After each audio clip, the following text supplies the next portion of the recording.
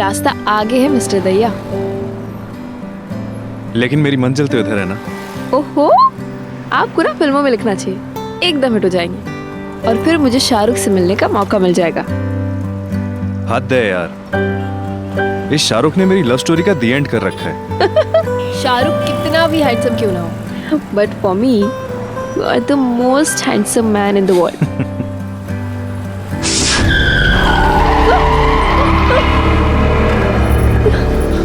तुम ठीक हो ना? क्या हुआ?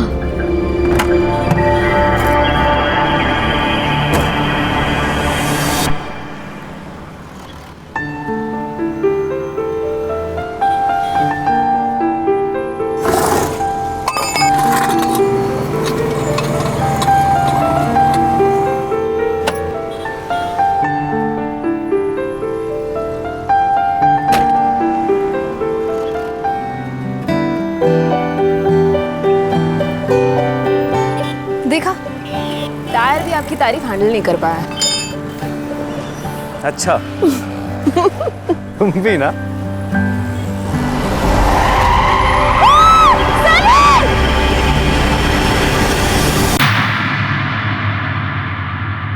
सनी और प्रिया ने शायद कभी नहीं सोचा होगा कि एक वारदात उनकी सारी खुशियां छीन लेगी, उनके सारे सपने बिखेर देगी। किसी की लापरवाही एक ऐसा हादसा बन जाएगी कि उनकी जिंदगी बिल्कुल तहस नहस हो जाएगी।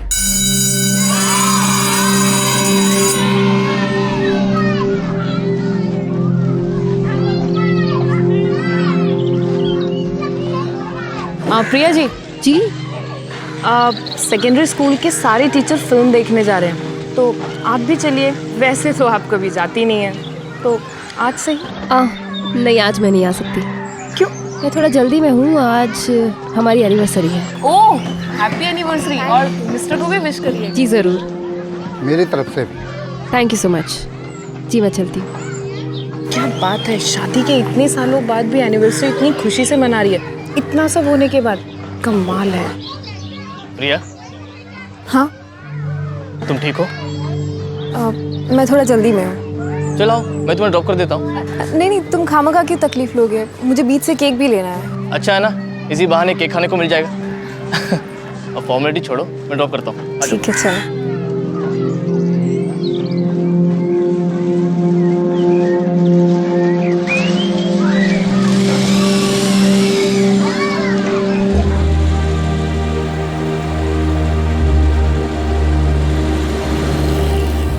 आठ साल बीत चुके थे उस हादसे को जिसने हमारी दुनिया तबाह कर दी थी।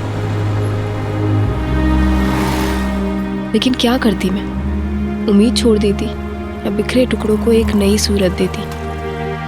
8 सालों के बाद भी मानो ऐसा लगता है कि वो हादसा जैसे कल ही हुआ था।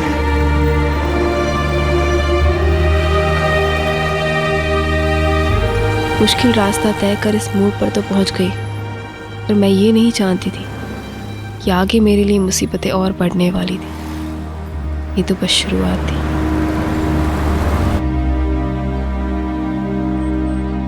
तो आज केक खाने को मिलेगा। हाँ चलो। रे भाभी, किधर रह गई थी आप?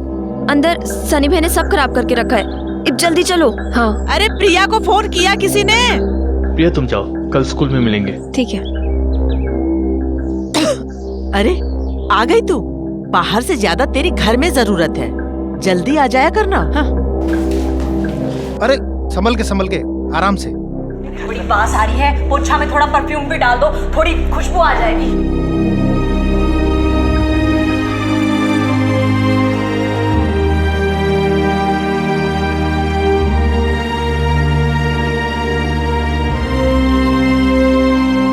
चिंता मत कीजिए, मैं हूं ना, 2 मिनट में साफ हो जाएगा।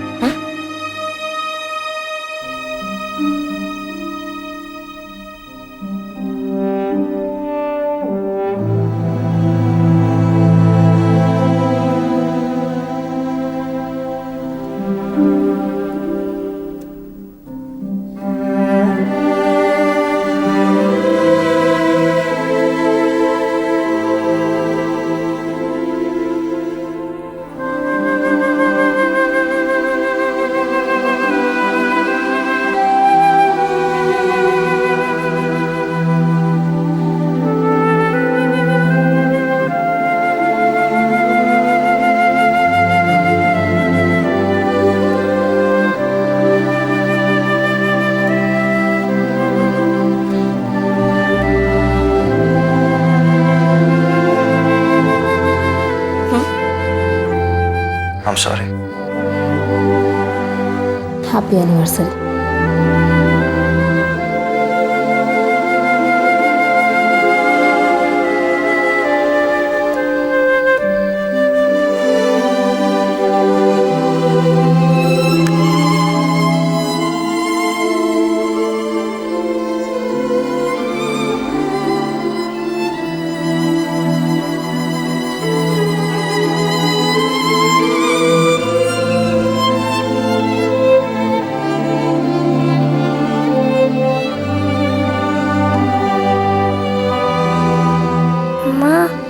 आप रो क्यों रहे हो? सो जाओ बेटा। तुम्हें कल स्कूल जाना है ना?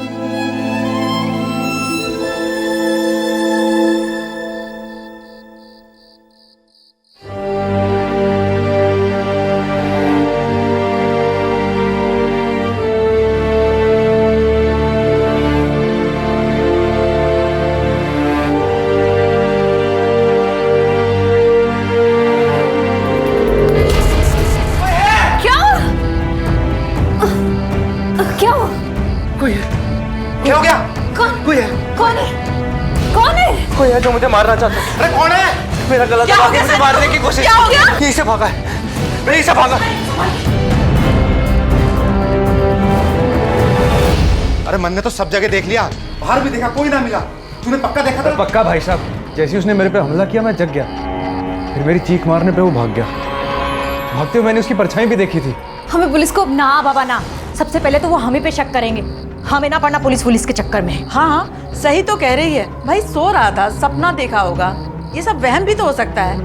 इस बात पे पुलिस को बुलाने की क्या जरूरत है? मैंने कहा ना कोई था, मतलब था।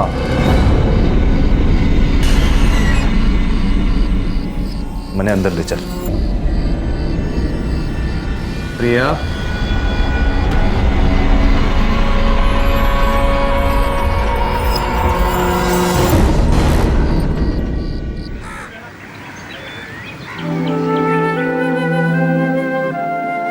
अब पराठे खाइए, मैं चाय लेकर आती हूँ।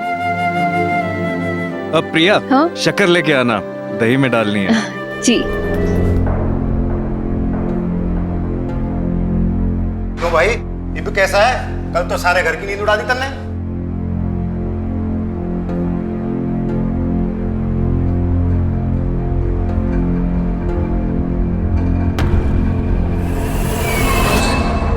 विद्या, कल तुम मेरे आने से पहले ही चली गई? मैं माँ जी को बता के गई थी मैडम जी। बात बता के जाने की नहीं है। खैर, अभी ज्यादा रुकना पड़े तो रुक जाना, मैं ओवर टाइम के पैसे दे दूंगी, ठीक है? जी मैडम जी।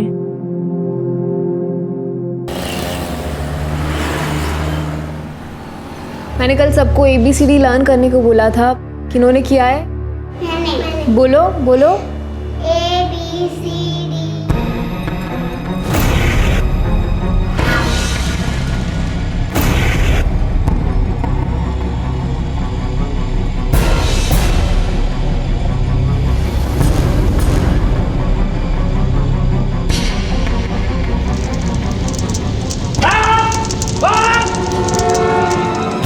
वो ठीक तो? अच्छा, मैं अभी पहुंचती हूँ। प्रिया, क्या हुआ? कोई इमरजेंसी? तुम मुझे घर तक छोड़ दोगे? हाँ चलो ना, क्या हुआ? सब ठीक तो है? सनी, क्या जरूरत थी आपको पर्दे को लगाने की? हाथ रघु को बोल दिया होता। जिस घर में सारे मेरे को मारना चाहते हैं, इसको क्या पड़ी है? कौन सुनेगा मेरी बात है? अब पुलिस को इन्फॉर्म क्यों नहीं करते? यो हमारे घर का मामला से।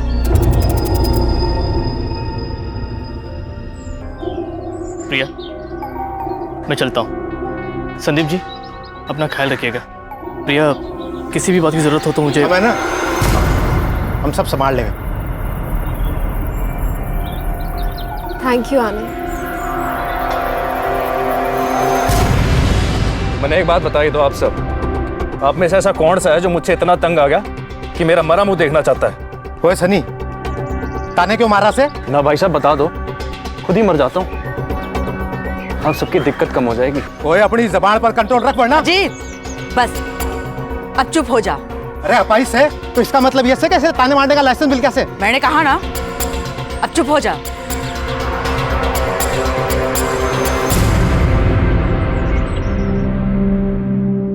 काश तुम रोज होती घर पर मेरे साथ। काश, लेकिन ऐसा हो नहीं सकता ना। हमें से एक को तो कमाना ही पड़ेगा। वैसे भी घर में कोई इज्जत नहीं देता है। कभी कभी पछतावा होता है कि उस दिन बच क्यों गया। मर जाता तो। सनी,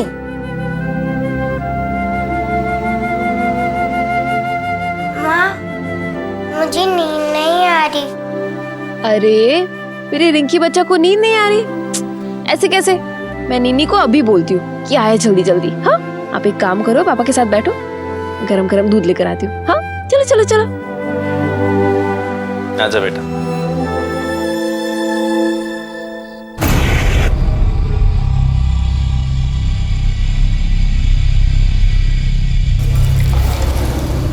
ये कर रही हो? आप क्या कर रहे हो? अरे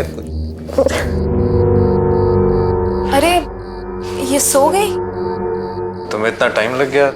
सब ठीक है ना?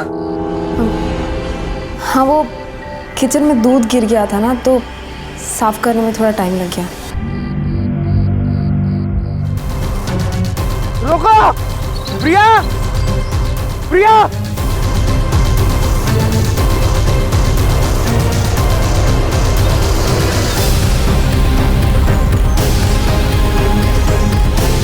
कोई है? रोको! कोई रोको!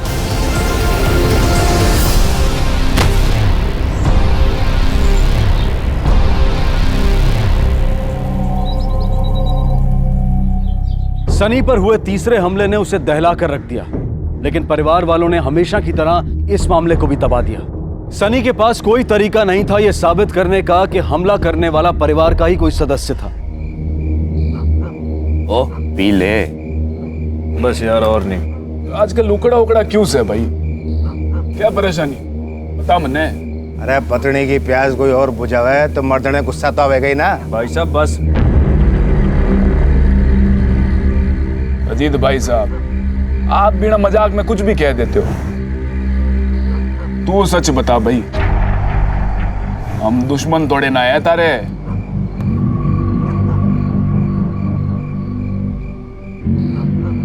अरे तुम लोग मनाते रहो इसने, मैं ठंडा पानी लेके आता हूँ।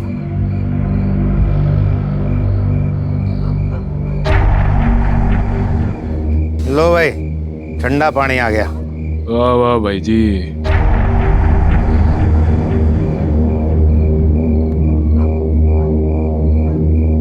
चलो चलो भाई जी। चल भाई।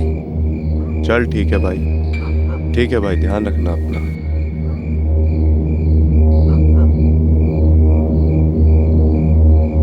आज तने ले चलूं के अंदर? ना भाई साहब, मैंने बाहर थोड़ी देर अकेला बैठना है। ठीक से, जैसी तेरी मर्जी।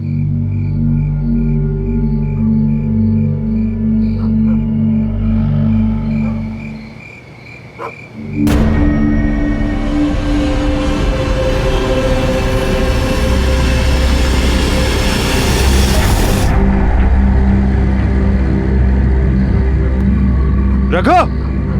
क्या हो गया भाई साहब? मन्ने अंदर लेके चल। जी भाई साहब। देख यार, बस।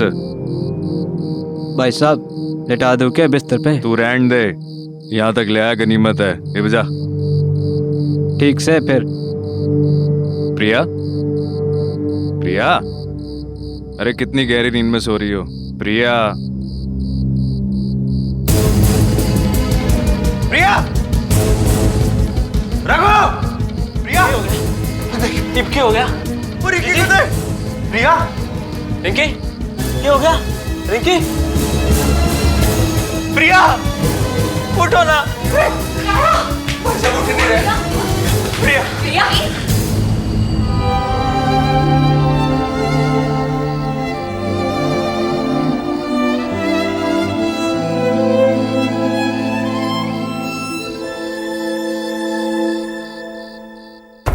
आपने इन्हें आखिरी बार देखा बाहर जाने से पहले, जब आपके दोस्त आए ही थे?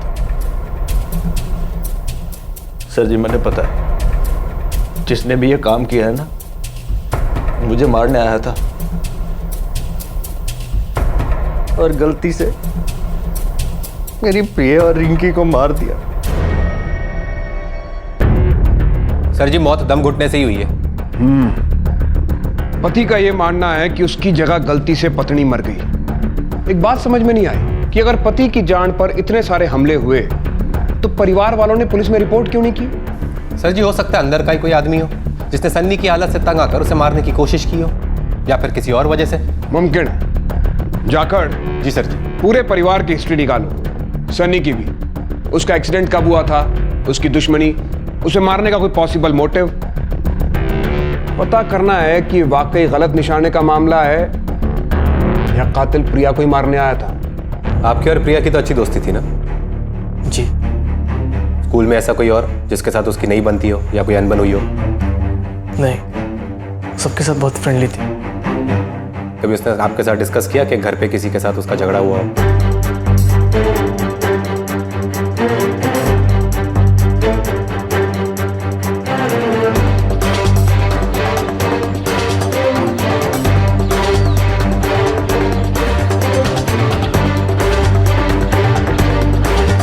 अरे दरोगा जी, ऐसी औरतें तो अपने आशिक के हाथों ही मारी जाती है। आशिक? आपके और आपके पत्नी के बीच का रिश्ता? उनका किसी और के साथ कोई संबंध?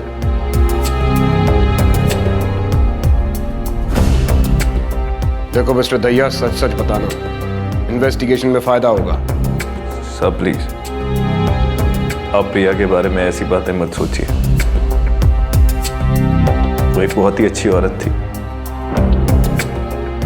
साफ सी बात है सर, जो कोई भी मुझे मारने आया था उसका शिकार प्रिया बन गई। और सर, रिंकी को आपकी किसी के साथ कोई दुश्मनी? साहब, जब कोई शरीर का हिस्सा सड़ जाता है ना, तो उसे काट कर फेंक देते हैं। इसी तरह मेरे घर वालों ने भी मुझे पराया कर दिया।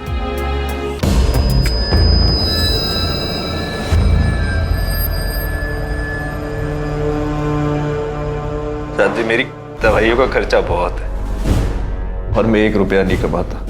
ऐसी मुफ्त की रोटी तोड़ने वाले निकम्मे से कौन छुटकारा पाना नहीं चाहेगा? रुको, क्या जानती है इस मामले के बारे में? वो सर जी, मैं तो सिर्फ नर्स हूँ, सुबह को आती हूँ, शाम को चली जाती हूँ। ज़्यादा कुछ नहीं जानती मैं, लेकिन साहब जी जो बोल रहे हैं वो सही है। प्रिया मैडम उनसे बहुत प्यार करती थी, बहुत ख्याल रखती थी उनका। वो क्यों किसी और के...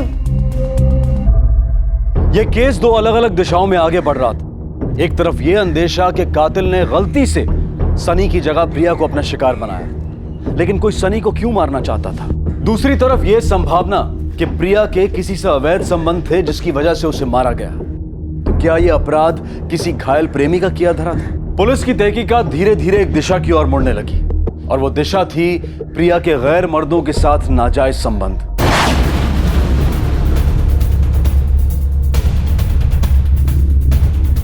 सर जी, सन्नी दहिया के नाम इंश्योरेंस पॉलिसी थी 50 लाख की। शायद इन्हीं पैसों के लिए कोई सनी को मारना चाहता हो। फोन रिकॉर्ड्स प्रिया के, जिस रात उसका खून हुआ वो किसी से बात कर रही थी, आनंद चौहान से। ये आनंद चौहान साहब को ले आओ तो जरा, मतलब कुछ था तुम दोनों के बीच। मेरे दिल में, पर प्रिया मुझे अच्छा दोस्त मानती थी, इसलिए बात कभी आगे बढ़ी नहीं। दोस्त? कौन सी शादीशुदा औरत एक गैर मर्द दोस्त के साथ देर रात फोन पे बातें करती है? वो भी उस रात को जिस रात उसका कत्ल हुआ। क्या बातें हो रही थी तुम दोनों के बीच में? हेलो हेलो आनंद, आज अजीत ने फिर से हद कर दी। फिर पिंकी सो रही थी तो मेरे कमरे में आया था और उसने फिर से जबरदस्ती करने की कोशिश की।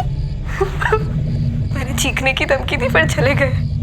पता नहीं कब तक ये चलता रहेगा। प्रिया, ये सब बातें तुमको संदीप को बता देनी चाहिए। नहीं नहीं, मैं सनी को नहीं बता सकती। वो बहुत परेशान है और उस पर बहुत सारे बोझ है। मैं उसे परेशान नहीं करना चाहती। आनंद, मुझे लगता है कि शायद अजीत फिर से आया और कॉल कट गया। शायद अजीत वापस आ गया था। आप मारे को इस तरह? मैंने कोई अपराध थोड़ी किया से। आनंद चौहान को जानते हो? उसने बताया हमें कि तुमने कई बार प्रिया के साथ जबरदस्ती की। चौहान एक नंबर का झूठा से साहब जी, जलता मारे थे। प्रिया को किसी के साथ बांटना नहीं चाहता। तुमने प्रिया के साथ जबरदस्ती की। प्रिया ने खुद ये बात फोन करके आनंद को बताई थी। मैंने कोई जबरदस्ती नहीं की सर जी। मैं तो उससे वही मांग रहा था जो वो सबको दे रही थी, आनंद को और यहां तक कि वो नौकर रघु को भी। और पता नहीं उसके कितने आशिक थे। मैंने सोचा भाई उसकी जो जरूरतें हैं उनको मैं पूरी कर देता हूं। घर की बात घर में रह जाएगी। समझ रहे हैं ना आप? मैं तो साहब जी उस पर एहसान कर रहा था। और उस रात उसने तेरे इस एहसान को ठुकरा दिया तो तूने उसकी जान ले ली। मैंने साहब जी किसी की जान नहीं ली। मैंने कुछ नहीं किया। तूने पहले पैसों के लिए अपने भाई की जान लेने की कोशिश की 3 बार। वो तीनों बार नाकाम रहा। फिर उसी फ्रस्ट्रेशन में, उसी मायूसी में तूने प्रिया को मार दिया ना। कसम खा के कहता हूं साहब जी, मैंने किसी को नहीं मारा। मैंने सच तो मैं तुझसे उगलवा लूंगा। जोर इस्तेमाल करने के बाद भी पुलिस अजीत से कुछ नहीं बुलवा पाई। नौकर रघु से भी पूछताछ की गई, लेकिन उसने प्रिया के साथ ऐसे किसी भी रिश्ते से इनकार किया। अब कोई रास्ता नजर नहीं आ रहा था। तहकीकात मानो थम सी गई थी। प्रिया के चरित्र पर बार बार शक किया गया, लेकिन हर बार वो एक आदर्श पत्नी के रूप में सामने आई। प्रिया के चरित्र से जुड़े तथ्य और उसके बारे में फैली बातों में आखिर इतना अंतर क्यों था? इसका जवाब तो शायद वही दे सकता था जो प्रिया के सबसे ज्यादा करीब था। सच बताना सनी, तुम्हारा भाई पहले हमारी सख्ती झेल चुका है, तुम नहीं झेल पाओगे। प्रिया के गैर मर्दों के साथ संबंध थे या नहीं? थे साहब जी। और तुम्हें ये सब कैसे पता चला? बताओ। मेरे घर वालों ने बताया साहब जी। मैंने तो चौहान के साथ उसे घटिया होटल में जाते हुए देखा है। मैंने भी रघु के साथ उसे नैन लड़ाते हुए देखा है। आप सब लोगों को गलतफहमी हुई है, वो ऐसी ना है। क्या गलतफहमी हुई है? अरे मैं तो 24 घंटे उसको फोन पे ही देखती हूँ और पूरा पूरा दिन तो वो घर से गायब रहती है। मेरे लिए प्रिया पर शक करना नामुमकिन था साहब जी, लेकिन धीरे धीरे उसकी हरकतों से, उसकी बातों में छिपे सच मेरे सामने आ गए। पति पत्नी के बीच में ये बातें ज्यादा देर तक छुपी नहीं रह सकती साहब जी, पता पड़ ही जाता है। और इसीलिए तुमने उसे मार दिया? मैं मारूंगा साहब जी? ऐसी हालत में मैं मारूंगा प्रिया को? अगर मैं प्रिया को मारने के काबिल होता तो शायद ये नौबत ही नहीं आती। मैं उसे जिंदगी भर खुश रखता। और साहब जो उसने किया उसमें इसकी कोई गलती नहीं है। उसे हक था ये करने का। जो खुशियां मैं उसे नहीं दे सकता उसने कहीं और से ली। बताइए मनदीप जी, सनी को प्रिया के नाजायज चक्करों के बारे में बताने की क्या जरूरत थी? कहीं आप घर वालों ने मिलकर तो नहीं उसे मार दिया? खानदान की इज्जत के लिए? नहीं, ऐसा तो कुछ भी नहीं था। ठीक है, आप खुद नहीं बताएंगी तो? वो सनी को कुछ हो जाता तो इंश्योरेंस के सारे पैसे प्रिया को मिल जाते। हम तो सिर्फ प्रिया को सनी से अलग करना चाहते थे, उसे मारना नहीं चाहते थे ताकि वो सारा पैसा उसके पास न चला जाए। क्या आपके पास कोई ठोस सबूत है जिससे बात साबित हो कि प्रिया का वाकई कोई अफेयर था? उसकी भी जरूरतें होंगी, इसीलिए हमने ऐसा सोचा। कोई और चाहे जो सोचे, एक औरत होके आपने दूसरी औरत के बारे में ऐसा सोचा? तो इसका मतलब यह हुआ कि घर वालों ने मन गढ़ंत कहानियां बनाकर सनी को सुनाई। लेकिन सर जी, घर वालों को वैसे भी फायदा तो तभी होता जब सनी, प्रिया और उनकी बेटी रिंकी तीनों रास्ते से हट जाते। बिल्कुल सही। इसलिए सनी को छोड़ के प्रिया और रिंकी को मार देने का कोई तुक नहीं बनता। और अगर इसी थ्योरी को आगे बढ़ाएं तो प्रिया और रिंकी रास्ते से हट चुके हैं, तो ये सही वक्त है घर वालों के लिए सनी को मारकर सारा पैसा पाने का। फिर अचानक सनी पर होने वाले हमले रुक कैसे गए? शायद अभी केस घर में, इसीलिए सर जी। जाखड़, हमें सनी पर हुए हमलों की जांच फिर से करनी चाहिए। आप ये बुकिंग फाइनल कर दीजिए।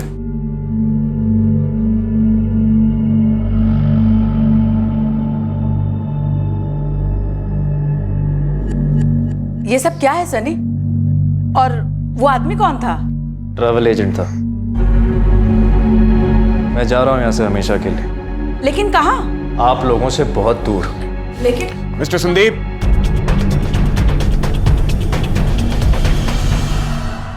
इस स्लोप से आपकी व्हीलचेयर नीचे गई और इससे पहले कि आप सड़क के बीचों बीच पहुंचते, विद्या ने आकर आपकी जान बचा ली। आपने देखा नहीं कि आपको धक्का किसने दिया था? नहीं साहब जी, मेरे से गलती हो गई।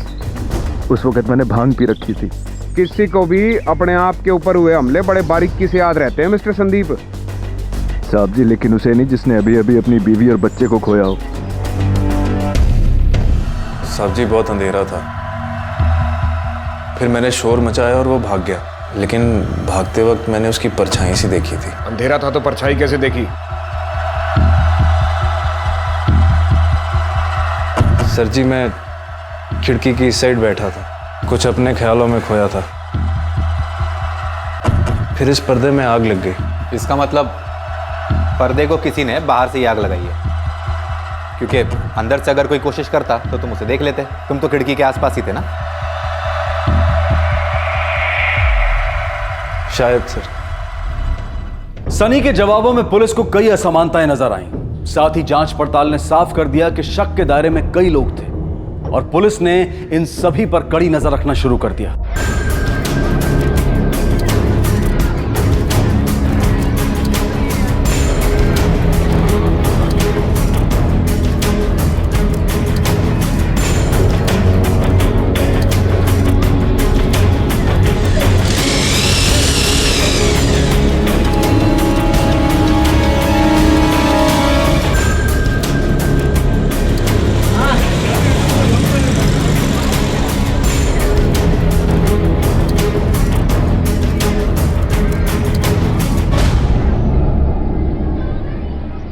सर जी, अब तक ऐसी कोई बात नहीं हुई जिससे किसी पे शक हो।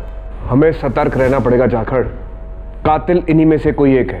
किसी भी पल इनमें से कोई अपना आपा खो सकता है और अपराधी की एक छोटी सी गलती हमारे लिए एक बड़ा मौका साबित होगी। एक बात और अजीब लगी, प्रिया के साथ होने वाले हर वाकये का ब्यौरा सनी ने बड़ी बारीकी के साथ दिया। व्हील चेयर या बिस्तर पर रहने वाला आदमी किसी के पीछे जाकर ये सब कुछ खुद तो नहीं देख सकता। इसका मतलब है ये सारी इंफॉर्मेशन भी उसे घर वालों में से ही किसी ने दी है।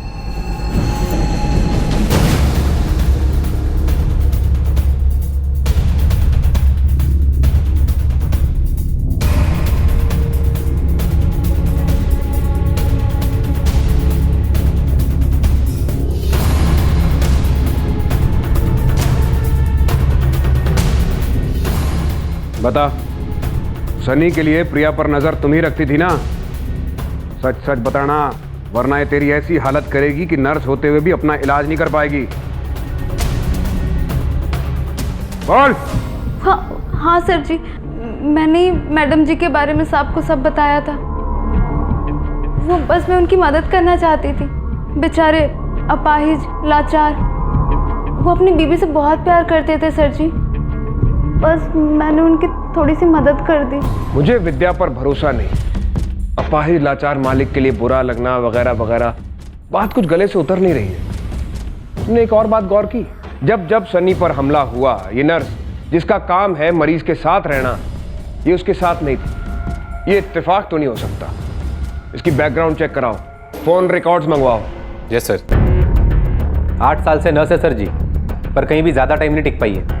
वो जहां जहां काम कर चुकी है सारे एम्प्लॉयर से पूछताछ करो। जाकर। जी सर जी। ये उन 3 दिनों के फोन रिकॉर्ड्स हैं जिस दिन सनी पर हमला हुआ था। विद्या उसी इलाके में थी, ये तो समझ में आता है, पर जिस दिन प्रिया की मौत हुई आधी रात को वो वहां पर क्या कर रही थी? चलो।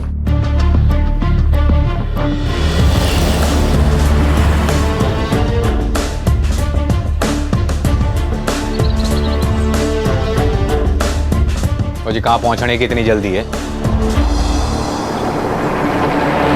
वो सर जी कहीं जा रहे हैं तो उन्हें अब मेरी ज़रूरत नहीं है सर, इसलिए सोचा कि थोड़े दिन अपने बहन के घर हो आऊं। ये क्या जानती है? तेरे फोन रिकॉर्ड्स। और जब भी सनी पर हमला हुआ इन फोन रिकॉर्ड्स के मुताबिक तेरा फोन उसी इलाके में था, इसका मतलब तू भी उसके आसपास ही मौजूद थी। अब बता सच क्या है? सनी पर हमले में तेरा भी हाथ था ना? मारना चाहती थी तू उसको, किसी ने पैसे दिए थे उसे मारने के लिए और गलती से तूने प्रिया और उसकी बेटी को मार दिया। बोल, यही हुआ था ना? बोल। अब बताती हूँ सर जी।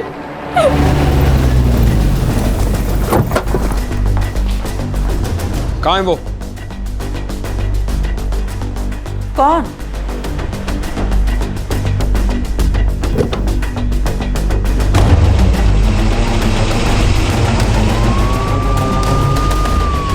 जाकट। जी सर। पूरे शहर में नाकाबंदी लगवाओ। जी सर। तुम स्टेशन रोड की तरफ लो।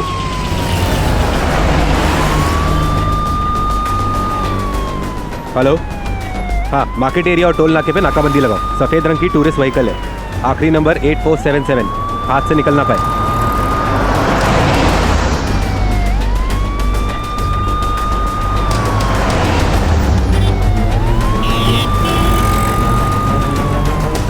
उसको ओवरटेक करो जल्दी।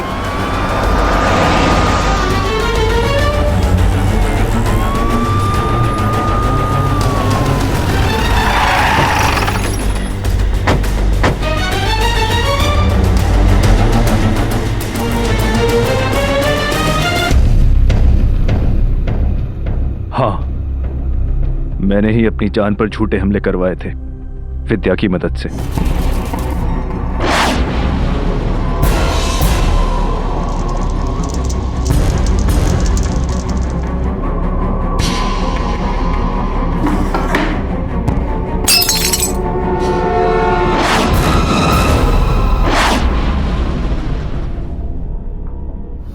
क्यों किया तुमने ये?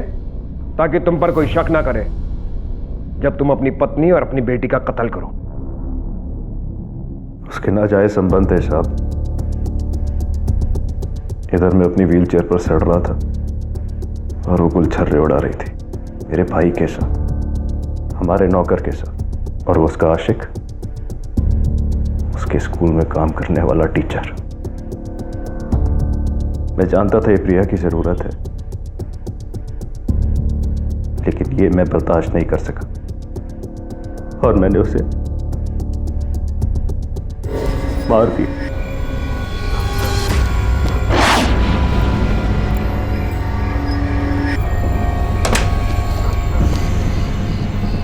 विद्या, तुम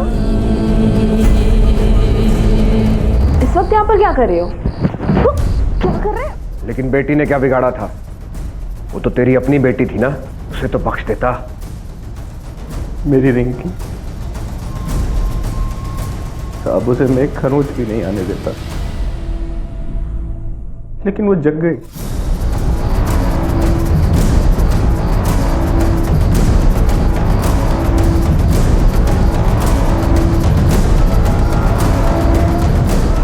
पापा, आप ये मम्मी के साथ क्या कर रहे हो?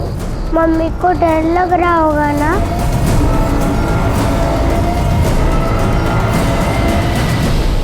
उसने मेरा भरोसा तोड़ा था साहब, इसीलिए मारा मैंने से। उसका कोई चक्कर वक्कर नहीं था, वो सिर्फ तुझसे प्यार करती थी, तेरे और तेरी बेटी के लिए जीती थी वो। आप झूठ बोल रहे हो साहब, मुझे सब बताया विद्या ने। अरे विद्या ने तुझसे झूठ बोला था।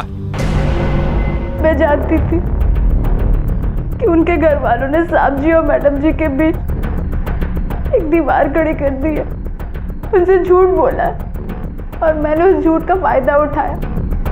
उस झूठ को और बड़ा बना दिया सर जी। मैंने साहब जी को यकीन दिलाया कि उनकी बीवी के नाजायज संबंध है कई मर्दों के साथ, फोन से बदला लेना चाहते थे। मैंने उनकी मदद की। वो मुझे आज दिल्ली लेकर जा रहे थे और उन्होंने मुझे ढेर सारे पैसे देने का वादा भी किया था। सब झूठ था और उस झूठ को तूने अपने ख्यालों से और बड़ा बना दिया। वहम था तेरा। तेरे अंदर इस शक को पैदा करके उन्होंने तेरा इस्तेमाल करके तुझसे तेरी पत्नी और बेटी का कत्ल कराया। वो पत्नी जो सिर्फ तुझसे प्यार करती थी, तेरे लिए जीती थी।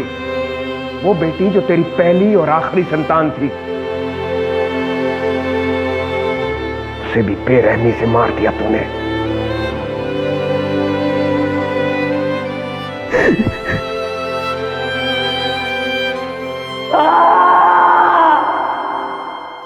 शक एक ऐसी बीमारी है जो इंसान के मन में जहर घोलकर उसकी मति भ्रम कर देती है।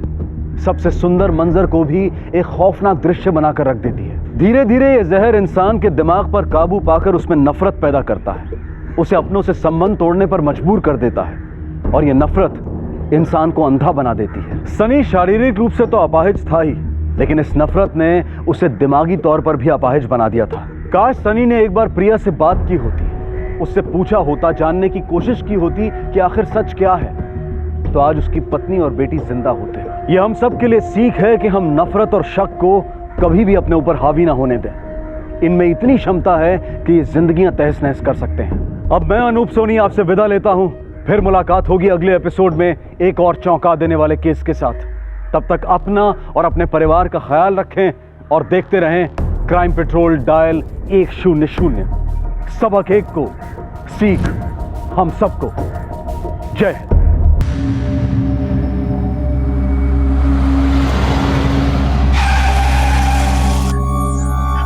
देख के नहीं चल सकते। मैडम, अरे अच्छे इंसान को मार दो क्या आप? इतने बड़ा आदमी आपको दिखाई दे रहा है। आपको गाड़ी नहीं दिखी इतनी बड़ी? क्या क्या क्या मतलब है? आपने गाड़ी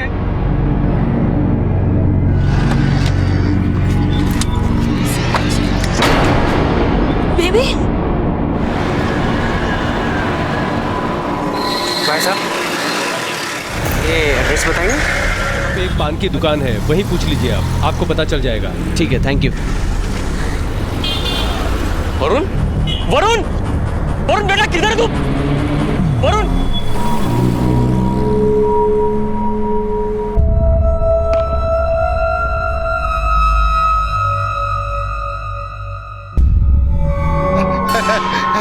अरे अरे अनुरुद्ध, किसी ने देखा क्या? अनुरुद्ध!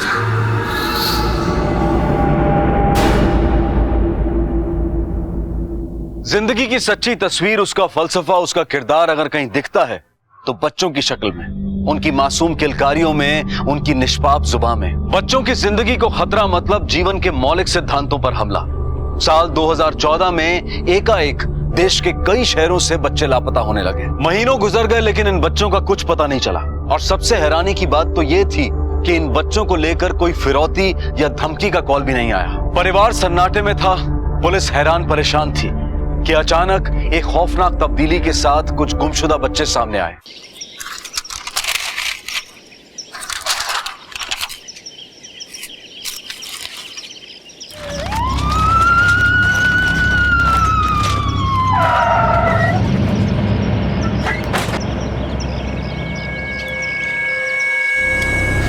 बॉडी तुमने कब देखी? साहब, आज सुबह मैं कचरा बीनने के लिए आया था और ये सारी लाशें देखी मैंने यहाँ पे।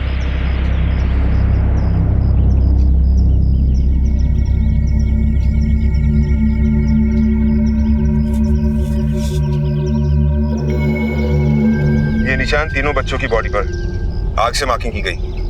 पोस्टमार्टम के लिए भेजो तीनों की बॉडी। Right sir. धानु रोड में जो बच्चे मिले सर, उनमें से एक जिंदा मिला है। चलो हॉस्पिटल। इन बच्चों की तस्वीरें स्टेट के सारे पुलिस स्टेशन में सर्कुलेट करवाओ। पता करवाओ किसी ने इनके बारे में गुमशुदा की रिपोर्ट लिखवाई है नहीं। सर अगर आप कहें तो एक तस्वीर अखबार में डाल दें। नहीं, अभी नहीं, अभी ये बात डिपार्टमेंट तक ही रहने दो। सर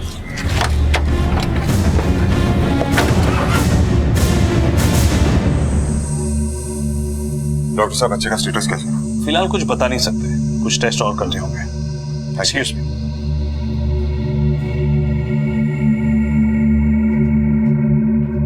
मुरे सर, एक हवलदार पोस्ट करो यहाँ पर।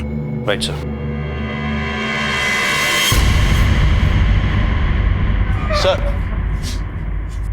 सर ये लोग नासिक से आए हैं सर। वो जो बच्चा हॉस्पिटल में है ये कहते हैं कि उसके माँ बाप हैं। सर मेरा बच्चा, सर हमारा बच्चा किधर है सर? सर बोलिए ना किधर है? क्या नाम है उसका? वरुण साठे साहब। साल भर पहले किसी ने रास्ते से उसे उठा लिया था साहब। हमने एफआईआर भी किया, कभी कहीं पता ही नहीं चला उसका। हर जगह ढूंढा हमने, कहीं नहीं मिला साहब। साहब मेरा बच्चा। ये देखिए उसकी माँ ये साल भर से रो रो के उसका हाल बुरा हो गया साहब। अब मुझे मेरे बच्चे को देखना है, कैसा है वो? बैठिए बैठिए। साहब मेरा बच्चा मुझे। कोई फिरौती की कॉल? नहीं साहब। आपके पास आपके बच्चे की फोटो है? हाँ है। ये देखिए साहब। वरुण साहब मेरा बच्चा मुझसे मिलवा दो मुझे।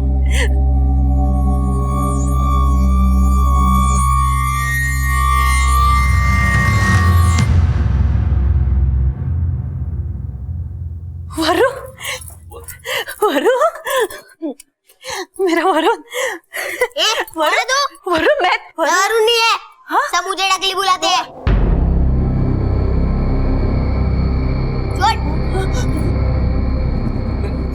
मैं बात करता हूँ। अच्छा इधर वरुण। अरे ये तेरी आई है, मैं बाबा हूँ तेरा। मुझे वरुण मुझे देख। अन्ना किधर है? अन्ना किधर है? अन्ना कौन? अरे अन्ना। आपके परिवार में कोई अन्ना नाम का आदमी है? कोई नहीं साहब। ये कैसी बातें कर रहा है? हमको तो पहचान भी नहीं रहा है। देखिए मुझे लगता है इसके दिमाग पर बहुत गहरा असर पड़ा है। मेरा बच्चा।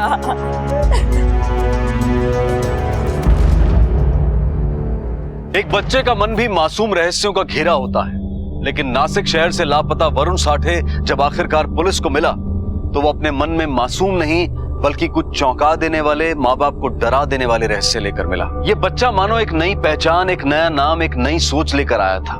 ना केवल उसने अपने माँ बाप को पहचानने से इनकार किया बल्कि एक ऐसी दुनिया की तरफ इशारा किया जिसका भेद पुलिस तक के लिए पहेली था। कौन था, कहां था ये अन्ना? उसका इस बच्चे के साथ क्या रिश्ता था और क्यों थी इस बच्चे की ऐसी दर्दनाक हालत कि उसे रह रहकर दौरे आते थे? खुशी लौटी थी माँ बाप की जिंदगी में, लेकिन मासूम किलकारियों के साथ नहीं बल्कि कपा देने वाले रुदन के साथ।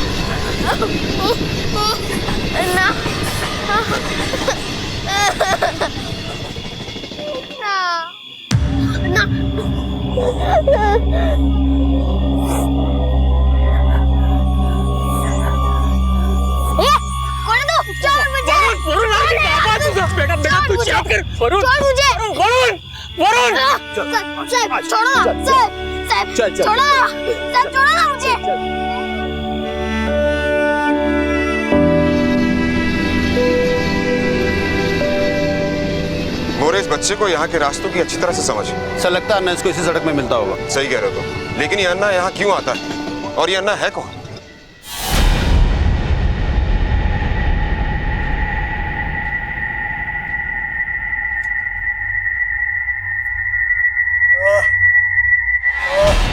बस बस बस अभी आराम मिल जाएगा।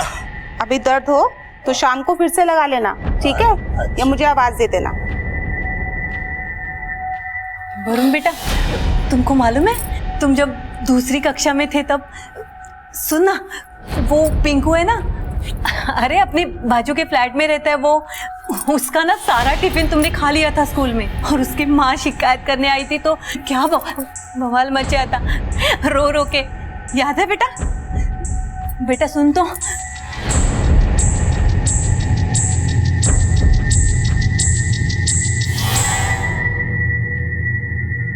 बच्चों की मौत ड्रग ओवरडोज से हुई। हाँ सर, ये भी लिखा है कि ड्रग किसी दवा के जरिए दिया गया। बॉडी में दवा के ट्रेस पाए गए, मतलब काफी दिनों से उन्हें ड्रग दिया जा रहा था। बच्चों की मौत लाश मिलने से 7 घंटे पहले हुई। लेकिन सर ड्रग तो वरुण को भी दिया गया होगा, पर वो तो हमें जिंदा मिला। मोरे, इस केस के पीछे जो कोई भी है उसका मकसद तीनों बच्चों को मारना ही था। वरुण की किस्मत अच्छी है कि वो बच गया। मोरे, इस केस में कुछ अजीब से फैक्ट्स हैं। बच्चे हमें कमजोर और बीमार हालत में मिले और उनके पांव पर वो निशान। कोई तो है सबके पीछे। वरुण को लगातार फिट्स पड़ रहे हैं सर। ड्रग्स ना मिलने की वजह से जो विड्रॉल सिम्टम्स होते हैं ना, शायद वही है। मुझे भी यही लगता है। मोरे, ये अन्ना जिसके नाम की रट वरुण ने लगा रखी है, हो सकता है ये वही आदमी है जो बच्चों को ड्रग्स देता है। अब बच्चे को ड्रग की लत लग गई। जब तक अन्ना उसे नहीं मिलेगा तब तक वो बेचैन रहेगा, और शायद तब तक जब तक वो ड्रग्स उसके हाथ ना लग जाए सर। अरे कहाँ गया तुम्हारा दवा का शीशी? सुबह में यहाँ पे रख गई थी। अरे मेरे को नहीं मालूम नर्स, मैं तो सो रहा था। क्या क्या नहीं मालूम? अब मैं दूसरी शीशी कहाँ से लेकर आऊंगी? दर्द लगा के रखा हुआ है।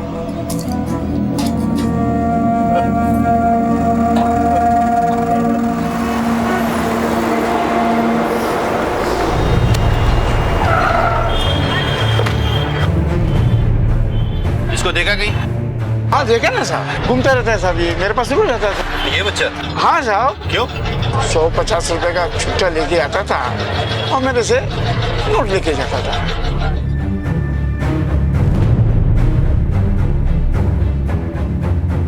ये सब भिखारी लोग हैं सर। इधर अपना बंदर चौक, काशी मीरा, सूर्या कॉम्प्लेक्स, इधर सब लोग घूमते फिरते हैं।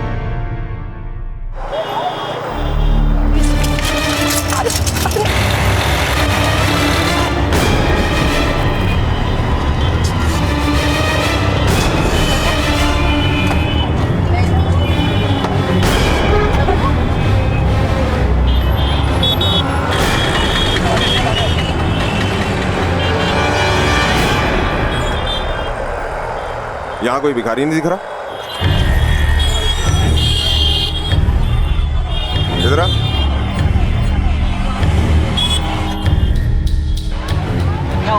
यहाँ सिग्नल पर जो भिखारी भीख मांगते हैं, कहाँ है वो? मालूम नहीं साहब, अभी यहीं थे सब। रोज यहाँ पे होते क्या? हाँ साहब, दिन भर ट्रैफिक में घूमते रहते हैं, किचकिच करते रहते हैं और यहीं पे पड़े रहते हैं। और शाम को एक कोई आता है, इनको पाव देता है और फिर सब निकल देते हैं। पाव? हाँ साहब, एक अन्ना नाम का आदमी आता है एक पुराने मॉडल की गाड़ी में और इन सब भिखारी को पाव देता है। कितने बजे आता है? यही कुछ 4 से 5 के बीच। ये वरुण वाला अन्ना ही है, पता करो। Right sir.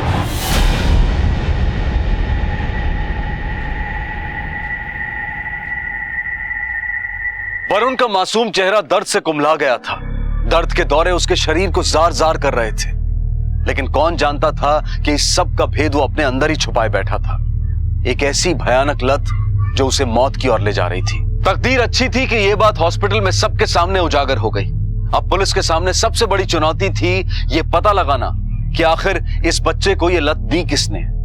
क्या अन्ना ने? यह मामला सिर्फ वरुण का नहीं था, बल्कि उन 2 बच्चों से भी जुड़ा था जिनकी लाश पुलिस को जंगल में मिली थी और जिनकी मौत ड्रग ओवरडोज से ही हुई थी। यह मामला उन तमाम बच्चों से जुड़ा था जो गुमशुदा हुए थे और अब तक नहीं मिले थे। और इधर वरुण के इलाज के लिए डॉक्टर्स ने एक नई राह पकड़ ली थी। बच्चे की ब्लड रिपोर्ट आ गई, ड्रग ओवरडोज का केस। कुछ ही समय में उसे रिहाब में शिफ्ट करेंगे। डॉक्टर साहब, किस तरह का ड्रग दिया गया बच्चे को? ये कोई रेगुलर ड्रग नहीं है। देखने के बाद ऐसा लगता है कि ऑइंटमेंट या बाम में इस्तेमाल होने वाले सेडेटिव से एडिक्शन हो रहा है। डॉक्टर, ये ठीक तो हो जाएगा ना? ठीक हो जाएगा, लेकिन थोड़ा वक्त लगेगा। ड्रग की तलब लगेगी उसे, हो सकता है विड्रॉल सिम्टम भी। सर, वरुण की तबीयत फिर से खराब हो रही है। Excuse me. मोरे, ये भिखारियों का रैकेट है। बच्चों को किडनैप करते हैं, उन्हें ड्रग देते हैं, फिर उनसे भीख मंगवाते हैं। और शायद इनका सरगना ये अन्ना है। पर सर, इस आदमी तक पहुंचना बहुत मुश्किल होगा। रिपोर्ट मिली है कि मीरा रोड के सभी भिखारी लोग एकाएक कहीं गायब हो गए। किसी ना किसी तरीके से इस अन्ना तक तो पहुंचना ही होगा। ये बच्चा ही हमें इस रैकेट के बारे में इंफॉर्मेशन दे सकता है। पर सर, मुझे नहीं लगता ये कुछ बता पाएगा। देखते। मुझे पाव चाहिए। अंकल आंटी पाव देना, पाव दो ना, पाव चाहिए मुझे, पाव दो ना, पेट में दर्द हो रहा है। देख, मैंने तुझे कहा ना कि पाव मैं तुझे दूंगा। पहले ये बता कि तू रहता कहाँ था, किसके साथ रहता था? उस स्टॉल में पकिया, बिन्नी, साबुन ये सब रहते थे। और बहुत मारते थे साहब, हम लोग को बहुत मारते थे और भीख मंगवाते थे और बहुत सारे आंटी लोग भी थे। क्या रे, रोने का नहीं, भीख मांगने का, पैसा मिलेगा है? भीख मांगने का, रोने का ज्यादा पैसा मिलेगा। ऐसे रोने का, जिसको गाना आता है गाना भी गाने का, रो के गाने का, ऐसे रोने का, रो रो। अभी इतना बताया, तू बोला था ना देगा पाओ, देना प्लीज, देना देना।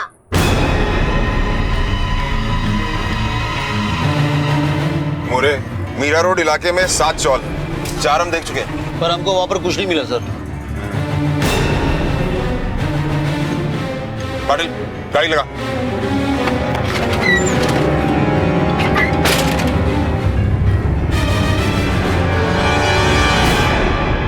बच्चों, यहाँ अन्ना कौन है? ए, जवाब दो साहब, क्या पूछ रहे हैं? सर, ये तो बीमार लगते सर। बीमार नहीं है, इनकी आंखें देखो, नशा किया हुआ इन्होंने। मोरे, इन बच्चों को रिहैबिलिटेशन सेंटर भेजो। इस पूरे एरिया को छान मारो, जहां शक हो चेक करो। अगर ये बच्चा यहाँ है तो अन्ना का सुराग भी यही मिलेगा। अरे चुप बैठ, परेशान करके रख दिया है।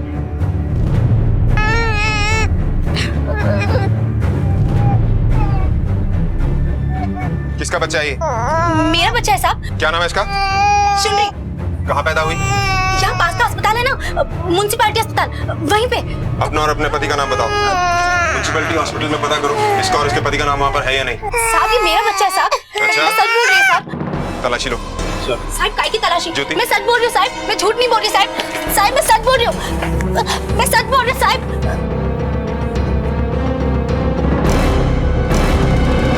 साहब मार क्यों रहे साहब? साहब हुआ क्या साहब? सामने देखता हूँ सर। साहब पर मार क्यों रहे साहब? सर, यहाँ अंदर तो कुछ और ही खेल चल रहा है सर। तेरी साले की, पकड़ इसको। अरे साहब मैंने कुछ नहीं कहा। मारना नहीं साहब। अरे साहब मारना नहीं साहब। ये सारे फर्जी माँ बाप, ये चौल इनका अड्डा है। देखना ये है कि इनमें अन्ना कौन है। अन्ना तू है क्या? नहीं साहब, मैंने। तो तू है अन्ना? नहीं साहब। तो फिर अन्ना किधर रहता है? कौन अन्ना साहब? हम लोग किसी अन्ना बिन्नो को नहीं जानते साहब। अपने दिमाग पे जोर डाल, नहीं तो दिमाग की बत्ती बुझा दूंगा, समझे ना? साहब बोलो ना, नहीं मालूम अन्ना कौन है?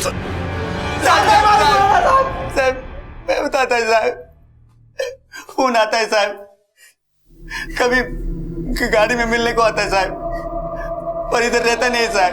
नंबर दे उसका, चल। नंबर नहीं साहब, अलग अलग नंबर से कॉल करता है साहब, एक नंबर नहीं है उसका। इधर से आता है, इधर जाता है, कुछ मालूम नहीं साहब, कलेक्शन करता है और चला जाता है। अब तो दिहाड़ी पे है साहब, जितना काम करते हैं उतना पैसा मिलता है साहब। बच्चों को भीख मंगवाना, उनको ट्रेनिंग लेना, के दवादारों का काम करते हैं साहब हम लोग। मालूम नहीं वो कौन है। अब सच सच बता, बच्चे कहाँ से आते हैं और कौन लाता है उन्हें? अन्ना साहब वो देखे जाता है साहब, बाहर शहर से लाता है, दिल्ली, कोलकाता, सूरत, नागपुर, उधर उसका आदमी है साहब। और रहता किधर है? नहीं मालूम साहब, शपथ नहीं मालूम साहब, हम लोग को छोड़ दो साहब। 100 में 70% अन्ना लेता है साहब, और 30% हमारा, बाकी एक बच्चा रहने को मिलता है साहब। अन्ना बॉस है क्या सबका? हो साहब, बहुत कड़क आदमी है वो, लेन देन में जरा भी कोई ऊंच नीच किया तो समझो उसका सामन। अन्ना इस बार माफ कर दे अन्ना, अगली बार मैं पूरा पैसा देगी, टाइम पे देगी, आई शपथ।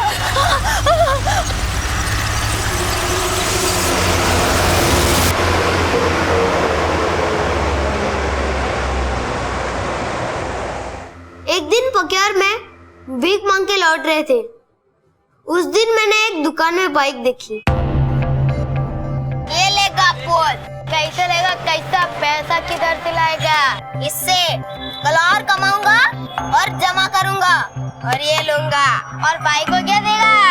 देगा।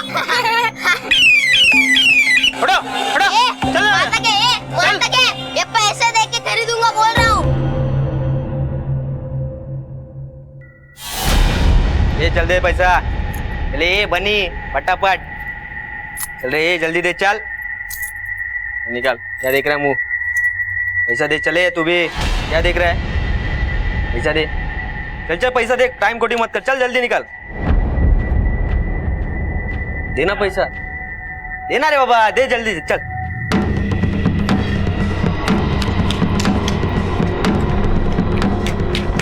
भाऊ भाऊ ए भाऊ, अरे क्या रे, कोई मर गया क्या? वो टकली ना भाग गया। भाग गया? आएगा, इधर ही आएगा वो।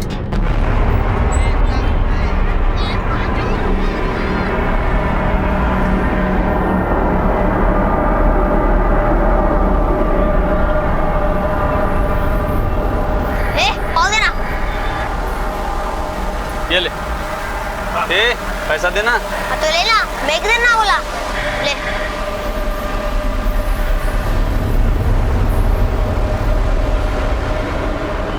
मस्का लगा के देना। मस्का मार दिया है। शेर नहीं लगा था क्या आप उनको? चल वो अन्ना जैसा बोल दे, चल। तो अन्ना के पास जाना है, इधर काय को आया है? बाजार का पाव अन्ना के पाव जैसा बिल्कुल नहीं था, बिल्कुल मजा नहीं आता था और मेरे पेट का दर्द भी बढ़ने लगा।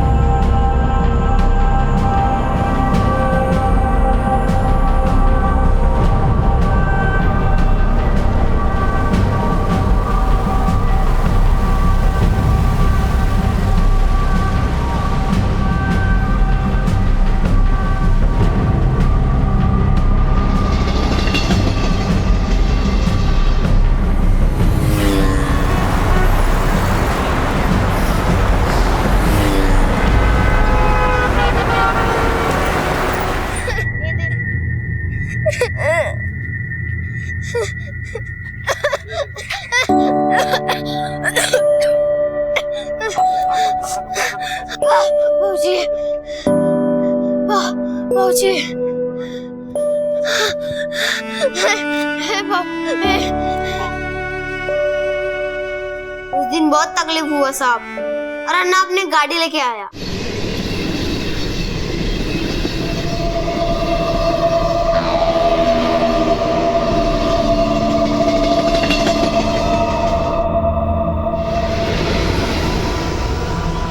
कौन सी गाड़ी? वो पुराने वाले मॉडल की गाड़ी है साहब। पुराना मॉडल? साहब पाव देना, साहब पाव देना।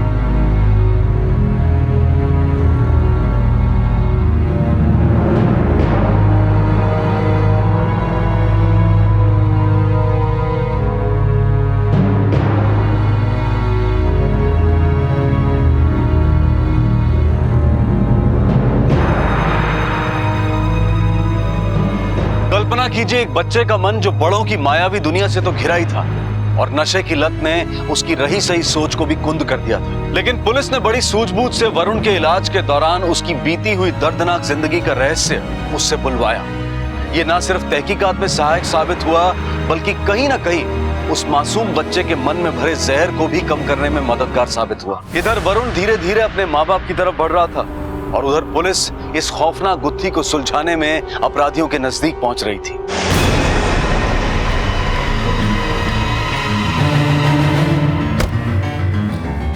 यहाँ से रोज एक गाड़ी निकलता है पुराने मॉडल का, देखा है क्या? अभी क्या पता सर, दिन भर में कितनी गाड़ी आती जाती रहती है, कैसे पता चलेगा? ये कैमरा चालू है? जी सर। इसका फुटेज निकलवाओ पिछले 1 महीने का। Okay sir. जी सर।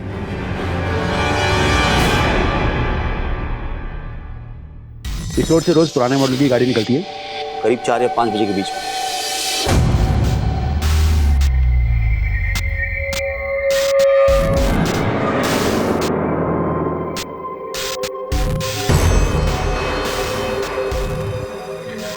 ठीक है सर। 5 तारीख के बाद गाड़ी का आना बंद हो गया। मतलब जिस दिन से हमने तहकीकात शुरू की। हो सकता है सर उनको खबर लग गई हो। जाएंगे कहाँ? मोरे एक काम करो, गाड़ी का नंबर निकलवा कर आरटीओ से पता करो किसके नाम पर है ये गाड़ी। तहकीकात के टेढ़े मेढ़े रास्तों से गुजर कर आखिर पुलिस को एक सुराग मिला। एक पुरानी कार, एक नंबर। इस कांड से इसके मुख्य अभियुक्त अन्ना से गहरा ताल्लुक रखती थी। गाड़ी की खोज में पुलिस ने जमीन आसमान एक कर दिया और आखिर सफलता मिल ही गई। अंकल आइसक्रीम दो ना। क्या रे अंकल बोलता है? बोला ना तेरे को अन्ना बोलने का। मेरे को अन्ना क्या बोलेगा? अन्ना।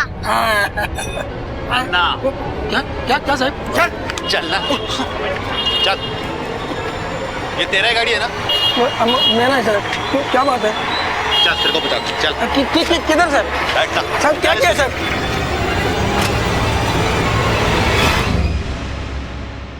मैं क्या किया साहब? देख तेरा अन्ना। ये अन्ना नहीं है साहब। मैं बोला ना साहब, मैं बोला ना, मैं कुछ नहीं किया साहब। इसे थाने लेकर चलो। चल।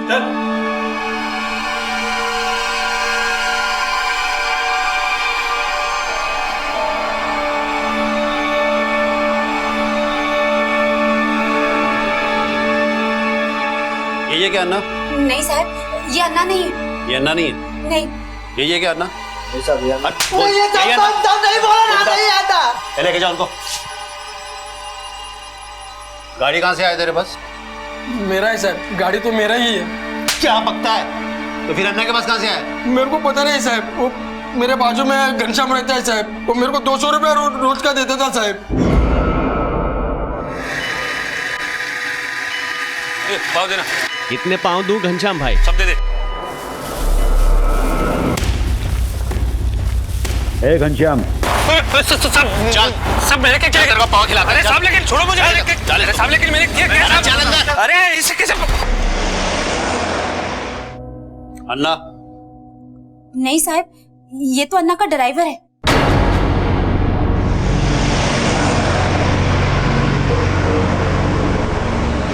नहीं सर, हम किसी का ड्राइवर नहीं है साहब। तो तू क्या पाव बांटने निकलता है सिर्फ? नहीं साहब, मैं तो क्या साहब मैं तो गैरेज में काम करता हूँ साहब। एक दिन हमको मिला वो साहब, बोला काम है, बोला गरीब बच्चा लोग को पाव बांटने का गाड़ी में। मैं साहब पठानवाड़ी के पीछे से हम उसको रोज उठाता साहब, बाद में हम पाव लेता था साहब। उसके बाद काशी मीरा, गोल्डन नेस्ट, भाईंदर नाका, जहाँ तक गरीब बच्चा लोग बैठता ना साहब, उन सबको पाव देते थे साहब। साहब वो अपने हाथ से देते थे साहब। बहुत अच्छा आदमी था साहब। और अन्ना तेरे को कितना देता था? 250 रुपये साहब। नंबर है क्या उसका या कोई एड्रेस? नहीं साहब, ये तो कभी बताया नहीं साहब। बस पठानवाड़ी के पीछे से रोज 4 बजे उठा था। टाइम का बहुत पक्का था साहब अन्ना, लेकिन 5 दिन से तो साहब उधर भी नहीं आ रहा। सब मुझको अन्ना कहते हैं। अब तक जो नाम पुलिस सुनी रही थी वो हकीकत था या फिर कोई काल्पनिक इंसान। पर एकाएक ही असल रूप लेने लगा। एक के बाद एक अभियुक्त उसका परिचय, उसके होने का प्रमाण देने लगे। इतना तय था कि अपहरण, हत्या और बेगरी का यह शैतानी खेल एक बड़े षड्यंत्र का हिस्सा था, जिसका जाल शहर शहर गांव गांव फैला था। और इसमें कई लोग शामिल थे जिनके निशाने पर सैकड़ों बच्चे थे। इनमें कई सरगना, कई मास्टरमाइंड्स हो सकते हैं, लेकिन मुंबई का सबसे बड़ा संचालक अन्ना था। और अब पुलिस को सिर्फ ये जानना था कि आखिर अन्ना छुपा कहां था। हाँ भैया, ये सेब कैसे?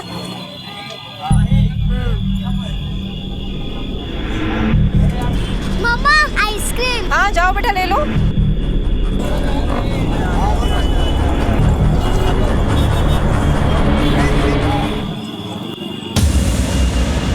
खुशबू? भैया वो छोटी सी बच्ची आई थी आइसक्रीम के लिए। खुशबू, खुशबू भाई साहब, आपने एक छोटी सी बच्ची देखी है क्या? खुशबू कहाँ चली? खुशबू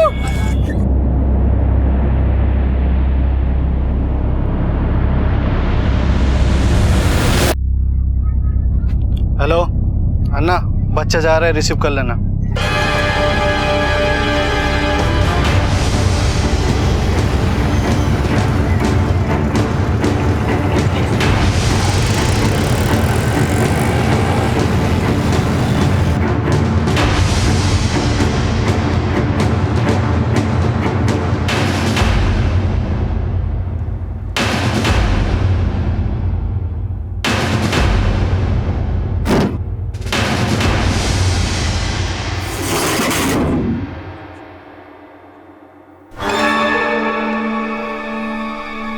चल जा।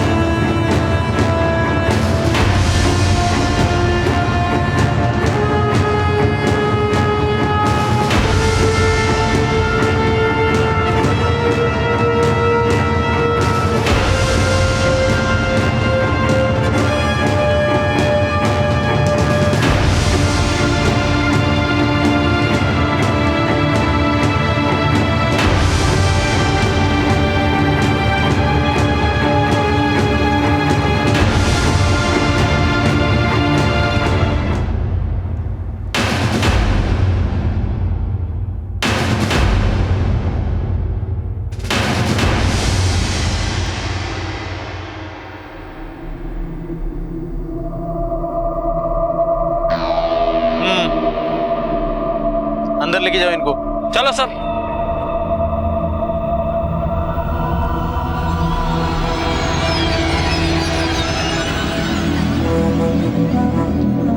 सब सही? हाँ साहब। अभी जिसको जो जो इलाका दिया है उधर वो सही सही से काम करना है। रेड में अपना बहुत लोग पकड़ा गया, सही नहीं हुआ, लेकिन अभी पुलिस का बंदोबस्त हट गया है। अनिल तू भाईंदर चक नाका, तू स्टेशन रोड, तू शांति नगर और तू गोल्डन नेस्ट। ए साहब अपने को छोटा बच्चा देना, बड़े बच्चे में कमाई नहीं है, मैं तेरे को 10 टका ज्यादा देगी। अगली बार हिसाब सबको याद है ना? हाँ 100 में 70। 30 तुम्हारा 70 मेरा। जिसको जैसा जैसा सिखाया है वैसा वैसा करना है, कोई बदमाशी नहीं करने का, पुलिस वाले से बात नहीं करने का, जैसे सिखाया वैसे ही करना, कैसा चलने का, कैसा बोलने का, वो चोट का निशानी, सब जैसा सिखाया वैसे ही। मैं भी आएगा उधर, लेकिन अभी नहीं, 2 हफ्ता बाद। बच्चे लोग पाव कैसा लगा? अच्छा। और भी मिलेगा, दोपहर में खाने का, किसी को देने का नहीं। देखो पुराना चावल में रेड पड़ गया, अभी इन बच्चों को रहने के लिए कोई दूसरा जगह ढूंढो। इधर इस एरिया में मेरा घर है, इधर इनको रख नहीं सकता है। और हाँ, कुछ भी गड़बड़ होएगा, इन बच्चों लोग से कुछ भी होएगा, मेरे को फोन करने का, ठीक है?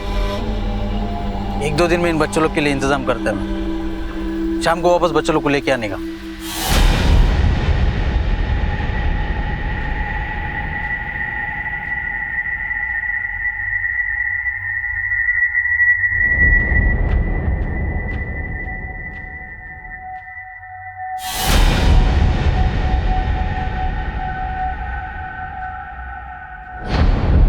सर ये देखा आपने? एक आदमी ने इस लड़की को भिखारी के साथ देखा। इस लड़की के कपड़े भिखारी जैसे नहीं थे, इसलिए इसकी फोटो सोशल मीडिया पर डाली है। अरे ये एरिया तो सूर्य कॉम्प्लेक्स का एरिया है। हाँ सर। टीम तैयार करो, तुम ज्योति और साठे सिविल ड्रेस में आ, मैं एसीपी साहब को खबर करता हूँ।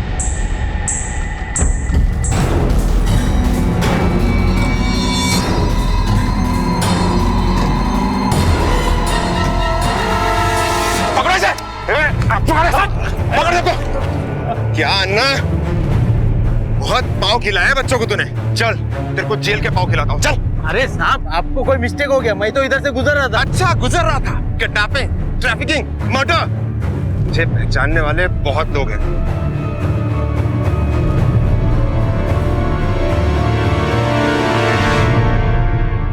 अन्ना यही है अन्ना साहब, यही है,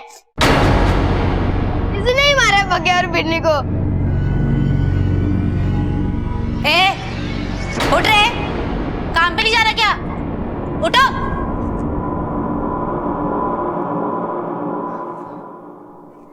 साला और क्या क्या? बाऊ बाऊ जल्दी आ, देख।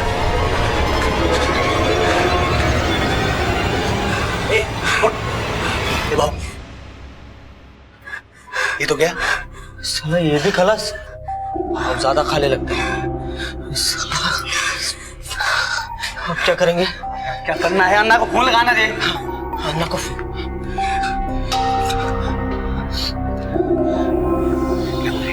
अबे रुकना, साला अन्ना को फोन नहीं लग रहा है। साला अन्ना भी नेटवर्क में नहीं। साला थोड़े टाइम में लाश में से बदबू आना शुरू हो जाएगी। जंगल में फेंकते।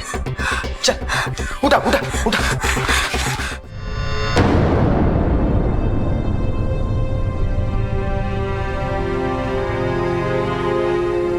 आई बाबा,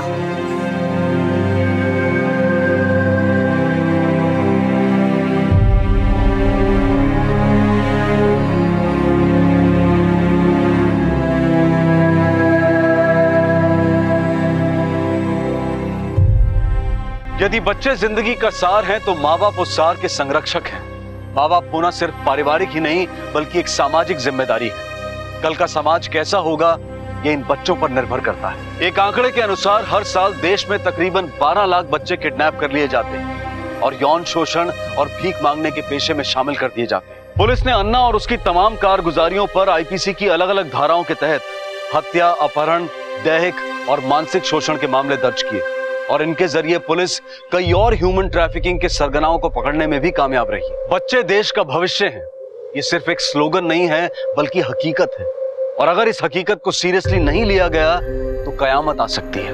इन दिनों पर्यावरण और उससे जुड़े खतरे चर्चा में हैं, लेकिन बच्चों की सुरक्षा भी इस धरती के लिए उतनी ही मौलिक है, उतनी ही जरूरी है जितना कि पर्यावरण। उनका ख्याल रखें, सतर्क रहें। इसी विचार के साथ मैं अनूप सोनी आपसे विदा लेता हूं। फिर मुलाकात होगी अगले एपिसोड में और खुलासा करेंगे एक और जुर्म का। इस तरह के और भी एपिसोड देखने के लिए हमारे चैनल को सब्सक्राइब करें और बेल आइकन दबाना ना भूलें।